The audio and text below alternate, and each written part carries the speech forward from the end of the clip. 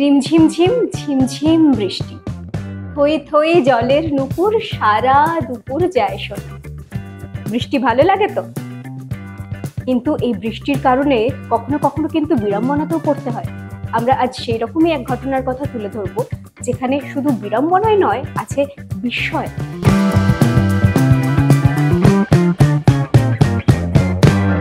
কেরালা, শ্রীলঙ্কার কিছু জায়গায় 2012 সালে পরে এই লাল বৃষ্টি।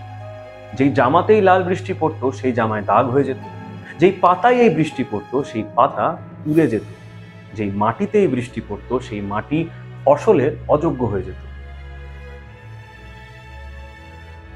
2012 সালের আগে 1896, 1957 আর 2001-এও এরকম বৃষ্টি দেখা গেছে। ফিজিসিস্ট গডফ্রে লুই এই বৃষ্টির কিছু অংশ নিয়ে নিরীক্ষা চালান এবং সেখানে তিনি মানুষের রক্তের লাল কণিকা অর্থাৎ রেড ব্লাড সেলের মতো কিছু পদার্থ পান।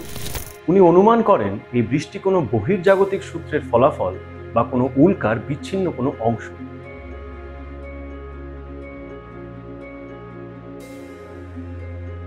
কিছু মানুষ আবার কারণ হিসেবে এটাকে ঐশ্বরিক জাদুমন্ত্রের ফল বা এলিয়ানদের কার্যকলাপ হিসেবেও মনে করেন।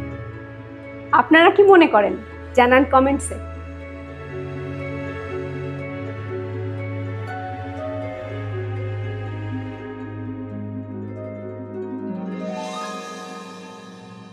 যদি এই পর্বগুলো আপনাদের ভালো লেগে থাকে তাহলে অবশ্যই সাবস্ক্রাইব করুন আমাদের এই চ্যানেলটি।